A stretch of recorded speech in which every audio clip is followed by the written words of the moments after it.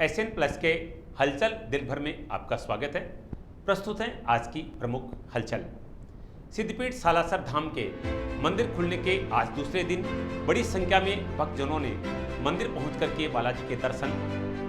कल प्रथम दिन 2000 से ज्यादा भक्तों ने दर्शन किए। लाडू में लगातार जारी है कोरोना का प्रकोप। कल गुरुवार को 15 नए केस पॉजिटिव आए। विदासर में आरएलपी कार्यकर्ताओं की बैठक। प्रदेश प्रवक्ता डॉक्टर विवेक माचरा ने किया संबोधित। आगामी जिला परिषद एवं पंचायत समिति सदस्यों के चुनाव के लिए विधानसभा स्तरीय मास्टर ट्रेनर्स का होगा ऑनलाइन प्रशिक्षण। सिद्धपीठ सालासर धाम में कोरोना काल के 7 महीने के बाद बंद मंदिर खुलने के बाद आज दूसरे दिन भी बड़ी संख्या में भक्तजनों ने बालाजी के दर्शन कर धोख लगाई।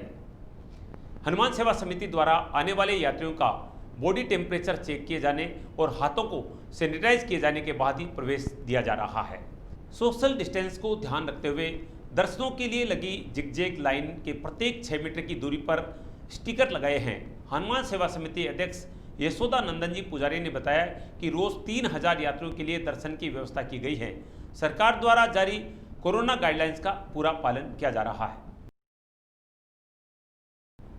सुजानगढ़ तहसील के करेजड़ा गांव में किसान कॉटन जिनिंग मिल के उद्घाटन पर चूरू जिला सांसद राहुल कस्वा ने कहा कि मोदी सरकार किसानों के हित में काम कर रही है, जिससे किसान आत्मनिर्भर बनेगा।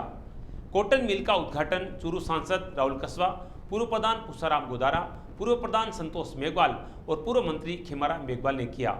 इस अवसर पर सैकड़ों किसान उपस्थित रहे। आप सभी की उपस्थिति हमारे लिए बेहद गरिमामय है, बेहद आवश्यक है। बड़ी खुशी है कि अपने क्षेत्र में लगा ये पूरा आपका जो एस्टैब्लिशमेंट है, ये मैं देता हूँ बहुत बहुत बधाई आपको मिल साहब। कृषि एक ऐसा क्षेत्र है मेरे युवा साथियों, मैं आदि प्रति हिंदी मारवाड़ी करूंगा कोशिश करूंगा कि किसान उपज को बढ़ाने में मेहनत कर सकता है किसी भी हद तक, उसमें वो कोई कमी आने देता नहीं है। पर अकेली उपज निकालने से, खेती करने से अपन जब बुआई करते हैं, कटाई कर देते हैं, फसल बाहर निकाल देते हैं। आए दिन किसानों को आत्महत्या करनी पड़ रही है, चाहे वो फसल का मामला हो, चाहे मूंगफली का मामला हो। अभी काफी लोगों ने आए दिन अखबार में यही सूचना आती है, आज वहाँ पे किसान आत्महत्या करेंगे, आज इस बात से परेशान होकर किसान परेशान हो रहे हैं। हम सबको इकट्ठित होकर जो कॉटन मिल करेजड़ा गांव में बनी है, ये ग्रामीण क्षेत्र की पहली सुजानगढ़ तहसील की पहली कॉटन मिल है और इस क्षेत्र में लोगों में कॉटन के प्रति, कपास के प्रति, जो नरमे के प्रति बुआई का रुझान बढ़ रहा है, उसके लिए ये मिल बहुत ज़रूरी थी। और कम से कम सुजानगढ़ तहसील का जितना सिंचित एरिया है ये उसके सेंटर में है। इस कारण से हमारे आसपास के पूरे सुजानगढ़ तहसील, बिदासर तहसील के किसानों को आराम से यहाँ अपना कॉटन बेचने के लिए, कपास बेचने के लिए एक मार्केट उपलब्ध कराया है। निश्चित रूप से आज यहाँ मिल परिवार ने, प्रभु जी ने ये जो मिल जो स्थापित की है, ये अपने आप में एक नया नवाचार है और इस क्षेत्र के लिए बहुत ही महत्वपूर्ण कार्य है कि इसके माध्यम से यहाँ के किसानों को एक नई फसल पैदा करने का अवसर मिलेगा। और हमारे यहाँ मिल नहीं होने के कारण से कई तरह की समस्याएं आती थी। ये मिल स्थापित होने से यहाँ के किसानों को बहुत फ़ायदा होगा और ये जो कम पानी की पैदावार होने की एक फसल है, उससे किसान को लाभान्वित होंगे। सुजानगढ़ कस्बे के सबसे हरे भरे और स्वच्छ नातो तालाब क्षेत्र में इन दिनों गंदगी का आलम है। क्षेत्र में स्थित फतेहपुरिया सरोवर की हालत तो दयनीय स्थिति में है। एशियन प्लस की टीम ने आज क्षेत्र का दौरा किया और स्थानीय लोगों से बातचीत की। लोगों का कहना है कि पूरा क्षेत्र नगर परिषद की उपेक्षा का शिकार है। नाले टूटे हुए जिससे फतेहपुरिया सरोवर के पास पूरे क्षेत्र में पानी जमा हो जाता है। लगातार गंदे पानी के भराव से यहाँ लगे पेड़ भी जल जाते हैं। उल्लेखनीय है कि इस सरोवर में हर साल माता और भगवान गणेश जी की मूर्तियों का विसर्जन किया जाता है। सरोवर के सामने की स्थित ब्लॉक सीएमएचओ कार्यालय में भी गंदगी का आलम है।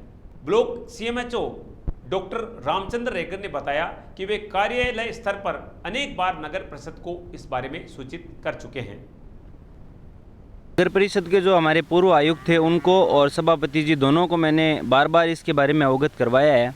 और गत वर्ष भी यहाँ पर जब दुर्गा पूजा के समय विसर्जन दुर्गा की मूर्तियों का हुआ था तो उस समय भी इन्होंने इसमें सफाई करवाई थी, लेकिन पूरी सफाई नहीं करवाई थी और आधे अधूरे ही छोड़ दिया था। इसका हमने विरोध किया, उसके बाद भी इन्होंने पूरी सफाई करवाई। वर्ष भर में एक बार ये सफाई करवाते हैं और उसके बाद के अंदर ये इसकी स्थिति पूरे वर्ष भर वैसी रहती है और 4 महीने तक लगातार ये जो बाहर स्थान है इसमें पूरे में पानी भर जाता है। हम लगातार मेहनत करके यहाँ पे पेड़ लगा रहे हैं और इन पेड़ों को 3 पेड़ तो अभी तक यहाँ पर जो है वो ख़राब हो चुके हैं और आगे भी आपने यहाँ पे देखा होगा कि जो 3-4 पेड़ और हैं इस ग्राउंड के अंदर वो भी लगभग ख़राब हो गए हैं। 1-2 वर्षों में वो भी किसी काम के नहीं रहेंगे। कुछ सही बात है कि मौसमी बीमारियों को देखते हुए तथा मुख्यमंत्री निरोगी राजस्थान अभियान के तहत हमने कई बार मीटिंग के तहत भी व्यक्तिगत भी आयुक्त साहब को निवेदन किया है कि स्वच्छता पहली चीज़ है। सफाई के बिना अपन सामान्य बीमारियों के ऊपर कंट्रोल नहीं कर सकते, सफाई होना ज़रूरी है। जैसे डेंगू है, मलेरिया है, स्वाइन फ्लू है, ऐसी बीमारियों को रोकथाम के लिए पहले सफाई बहुत ज़रूरी है। सफाई के लिए शहर के अंदर, विशेषकर शहर के अंदर जो कचरा पड़ा हुआ रहता है, पानी का ठहराव होता है, नालियों की सफाई नहीं होती, ऐसे में वायरस और बैक्टीरिया ज़्यादा डेवलप होते हैं। तो बार बार उनको निवेदन और किया है। फिर मैं उनसे आग्रह करना चाहता हूँ कि जो जहाँ कचरा इकट्ठा है, पानी का ड्रेनेज प्रॉपर नहीं है, उनकी सफाई, नालियों की सफाई नियमित करवाएं ताकि शहरवासियों को इन मौसम बीमारियों से सबसे बड़ी राहत मिल सके। थोड़ी देर पहले मैंने जमादार को फ़ोन किया है, बोला ये नाली पूरी जाम हो रखी है तो उसकी आके सफाई करो और ये जो ग्राउंड है इसकी भी आप थोड़ी सफाई करिए। दिवाली का मौका है तो इसमें थोड़ी साफ़ सफाई अपने घर के सामने भी होनी चाहिए और चारों तरफ भी होनी चाहिए। अच्छा, जिस स्थान पे हम खड़े हैं, ये पीछे का नदी आप दृश्य देख रहे हैं, इसको आप देखते रहते हैं हमेशा? हाँ, मैं उधर से निकल जाता हूँ, इधर से बहुत कम निकलता हूँ, लेकिन अभी कल परसों में आके देख के गया था, इसमें गंदगी बहुत है। तो ये देखकर क्या महसूस होता है आपको? महसूस तो अब आप भी समझते हैं क्या महसूस होता है, गंदगी सामने रहती है, महसूस तो। इस पर की आपने कार्य कुछ किया, कोई अधिकारी से बातचीत की, फोन किया किसी को? मैंने बात नहीं की है, 1-2 दिनों में सोच ही रहा था, लेकिन आज आपने अभी देख लिया आपको तो मैं भी आपके पास ही आ गया चला के। बिदासर में आज राष्ट्रीय लोकतांत्रिक पार्टी के कार्यकर्ताओं की एक बैठक आयोजित हुई। पंचायती राज चुनाव को लेकर हुई बैठक को आरएलपी प्रदेश प्रवक्ता एवं चूरू प्रभारी डॉक्टर विवेक माचरा ने संबोधित किया। बैठक को संबोधित करते हुए डॉक्टर माचरा ने कहा कि सुजानगढ़ व बिदासर पंचायत समिति में राष्ट्रीय लोकतांत्रिक पार्टी के प्रधान बनेंगे। बैठक के बाद आरएलपी कार्यकर्ताओं ने डॉक्टर माचरा का माला साफा पहनाकर गर्मजोशी से स्वागत किया। इस दौरान आरएलपी के बिदासर प्रभारी देवी सिंह खेरिया सहित अनेक कार्यकर्ता उपस्थित रहे।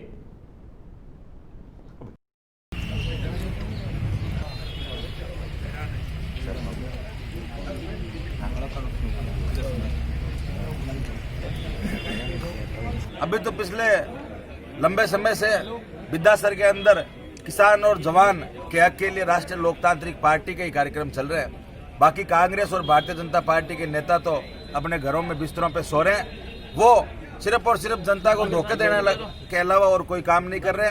बिजली विभाग की दादागिरी, AN-JN की दादागिरी और पुलिस से लेकर तमाम तहसील प्रशासन किसान और जवानों का शोषण करने में लगा है, जिसमें सरकार के मंत्रालय की महती भूमिका है। श्री डूंगरगढ़ अंचल से और बिदासर, चूरू जिला, बीकानेर, तमाम आसपास के ग्रामीण बेल्ट के अंदर जिस प्रकार से राष्ट्रीय लोकतांत्रिक पार्टी के जवान और किसानों का जो हौसला बढ़ा है, आज आने वाले राष्ट्रीय लोकतांत्रिक पार्टी पंचायती राज चुनाव के अंदर बिदासर तहसील पे और सुजानगढ़ तहसील दोनों जगह पंचायत समिति के अंदर प्रधान और प्रमुख राष्ट्रीय लोकतांत्रिक पार्टी से बनाने का काम नौजवान और किसान करेंगे।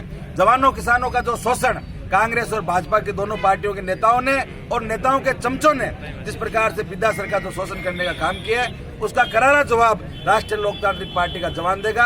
रालोपा प्रत्येक जगह पर चुनाव लड़ेगी पंचायत समिति का, और जो बड़े नेता खुद को बड़ा समझते हैं और जो बड़े चमचे हैं, उन चमचों का काम साफ करने का काम राष्ट्रीय लोकतांत्रिक पार्टी करेगी। कांग्रेस और भारतीय जनता पार्टी के जो किसान के प्रति जो अमानवीय और जो शोषण का जो तरीका है उस शोषण के खिलाफ रालोपा अपनी आवाज मजबूत करेगी। जवान किसान के साथ में गांव-गांव ढाणी-ढाणी तक पहुंचेगी। प्रत्येक जवान और किसान को उसका सम्मान मिलेगा।